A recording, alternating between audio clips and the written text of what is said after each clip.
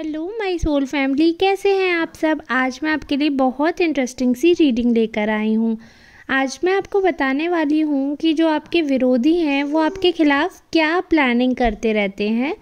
तो reading start करने से पहले आपको बताना चाहूँगी कि मैं जनरल रीडिंग कर रही हूँ, किसी की भी पर्सनल रीडिंग नहीं है। और आप लोग जो एनर्जी मुझ तक भेजते हैं वही एनर्जी पिक करके मैं ये रीडिंग कर रही हूँ। और आप लोगों से रेजोनेट होने के बहुत ज़्यादा चांसेस हैं, लेकिन फिर भी जितना परसेंट आपसे रेजोनेट हो उतना ही अपने लिए समझे, बाकी समझिएगा किसी नेक्स्ट सोल के लिए है। और ये रीडिंग जो है जेंडर बाइज नहीं है, यानी कि आप मेल फीमेल ट्रांस किसी भी जेंडर के हैं तो मेरी वीडियो के लिए आपका बहुत बहुत स्वागत है। और अगर आपसे ये रीडिंग रेजोनेट हो तो आप प्लीज़ कमेंट बॉक्स में मुझे ज़रूर बताया करें कि हाँ जी रीडिंग रेजोनेट हुई है। इससे ये समझिए कि मुझे बहुत मोटिवेशन मिलता है आप लोगों के लिए डेली न्यू रीडिंग्स लाने में। और मुझे बहुत खुशी होती है जब मैं आपके लिए रीडिंग लेकर आती हूँ और आपसे रेजोनेट होती है। तो चलिए रीडिंग स्टार्ट करते हैं। यहाँ पे मुझे दिख रहा है कि जो आपके विरोधी पार्टी हैं वो इस समय बहुत भयंकर प्लानिंग कर रहे हैं और बहुत ज़्यादा सोच रहे हैं वो कि किसी तरीके से आपको नीचा दिखाया जाए। उनकी अभी जो मेन प्लानिंग है ना वो यही है, और आपसे बदला लेना चाह रहे हैं। कुछ भी उनका रिवेंज है, क्यों ऐसा है क्या है तो वो डिटेल तो बहुत ज़्यादा हो जाएगी। बट हाँ, इतना बताना चाहती हूँ जिस हिसाब से कार्ड निकले हैं कि बहुत ज़्यादा उन्होंने आपकी वजह से, शायद उन्हें ऐसा लगता है कि आपकी वजह से उनकी लाइफ में हर्डल्स आए हैं और आप उनके लिए प्रॉब्लम हो, वो ऐसा सोचते हैं। तो जिसकी वजह से वो आप पर पर्सनल अटैक करते रहते हैं और आपकी इमेज हार्म करते हैं। वो पूरी कोशिश करते हैं कि आपकी तरफ से ऐसे कोई उनको पॉइंट्स मिल जाएं, ऐसी कोई चीज़ें आप उन्हें बता दें, डिस्क्लोज़ कर दें, जिससे उनका पलड़ा भारी हो जाए और वो कहीं ना कहीं आपके दोस्त बनकर आपको डिच कर रहे हैं। दोस्त से मेरा मतलब है कि कोई आपके करीबी इंसान है ये, और पूरी तरीके से आपसे क्लोज आ गए हैं, लेकिन इनका मतलब यही है कि कभी ना कभी आपने इन्हें बहुत हर्ट किया होगा। तो ऐसा इन्हें गलतफहमी है या जो भी है, बट इनके थॉट में यही है कि आपकी वजह से ये किसी कारण हर्ट हुए हैं, तो वो उस चीज़ का आपसे रिवेंज लेना चाहते हैं। तो अभी फ़िलहाल जो इनकी प्लानिंग दिख रही है बिल्कुल भी अच्छी नहीं है, लेकिन हाँ यहाँ ये दिख रहा है कि आप ईश्वर के भक्त हैं, ईश्वर में बहुत मानते हैं, तो आपके साथ उतना बुरा होगा नहीं। बट मैं फिर भी आपको बता के चलना चाहती हूँ कि अभी थोड़ा सावधान रहने की ज़रूरत है अपने ही लोगों से। और इसका मतलब ये नहीं है जब मैं ये कहती हूँ कि अपने लोगों से सावधान होने की ज़रूरत है तो आप सब पर मिसट्रस्ट दिखाएं, सब पे शक करें, ऐसा बिल्कुल भी नहीं है। मेरे इस बात के कहने का मतलब ये है कि आपको थोड़ा सावधान रहने की ज़रूरत है। और जैसे कोई कभी होता है, कभी कोई दूर के रिलेशन वाले हैं, कभी दोस्त हैं, और हम उनसे अपनी बातें बिना सोचे समझे कह देते हैं, तो बस उस चीज़ पे थोड़ा सा कंट्रोल रखना है। अपने प्यार में, अपने जज्बातों पे आपको कंट्रोल करने की ज़रूरत नहीं है। बस सोच समझ कर अपनी बातें शेयर करें। अपने खास घर वालों के अलावा हर किसी से सारी बातें शेयर नहीं करनी चाहिए।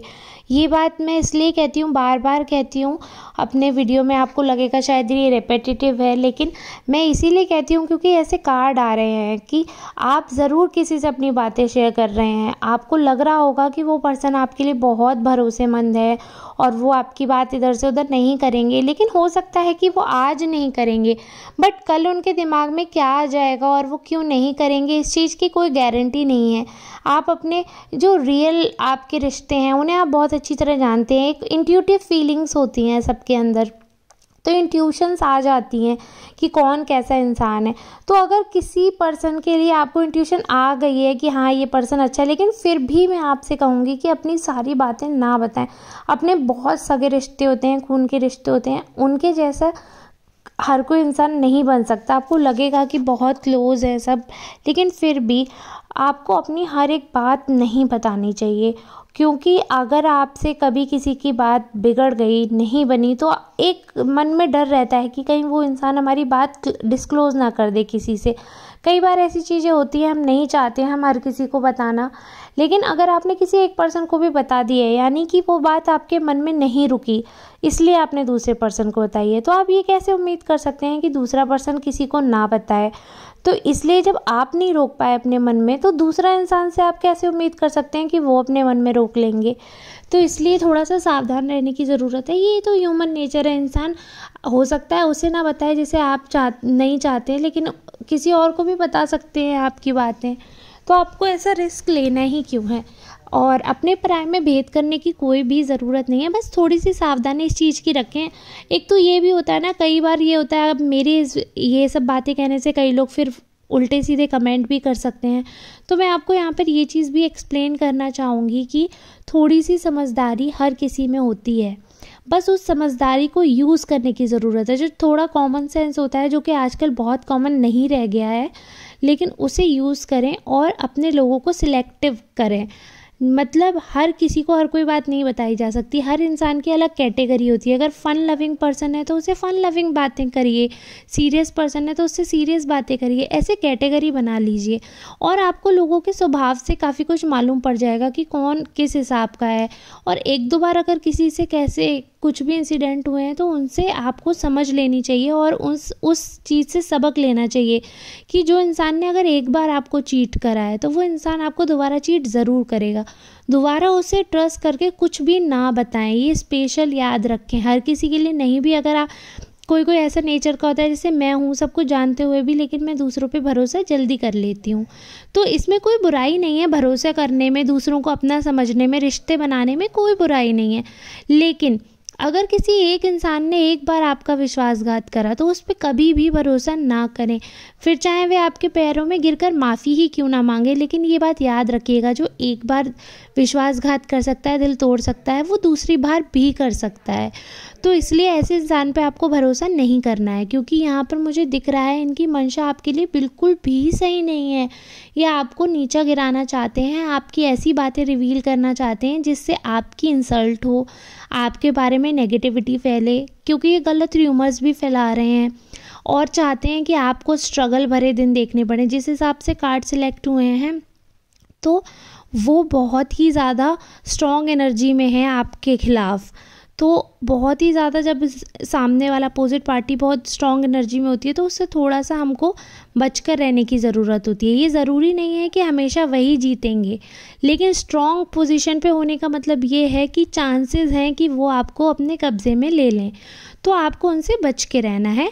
और कब्ज़े का मतलब ये नहीं है कि कोई किडनैप कर लेगा या वैसा कुछ, लेकिन कब्ज़े का मतलब ये है कि आपका माइंड काबू कर लेंगे कि क्या बातें करनी है क्या नहीं। वो मैनिपुलेशन जो होता है ना, वो कर देते हैं, आपका माइंड उस हिसाब से डाइवर्ट कर देंगे और आप नहीं समझ पाएंगे, तो ऐसा हो जाता है।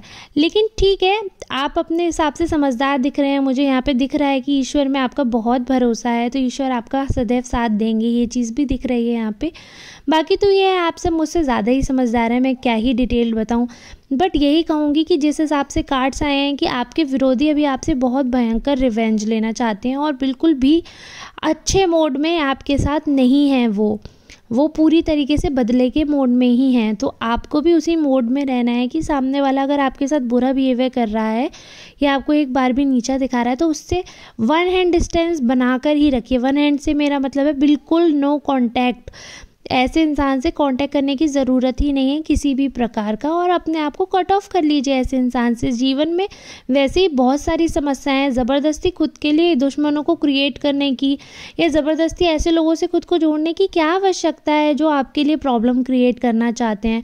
तो मेरा तो यही मानना है, अगर कोई इंसान आपसे एक कदम दूर हट रहा है, आप उससे 4 कदम दूर हट जाओ, क्योंकि जो आपको अपनी लाइफ में चाहता ही नहीं है उसे ज़बरदस्ती क्यों थोपना अपनी लाइफ में, या उसकी लाइफ में ज़बरदस्ती क्यों घुसना। तो आप अपने लाइफ में खुश रहिए और ऐसे इंसान से बहुत दूरी बना कर रखिए।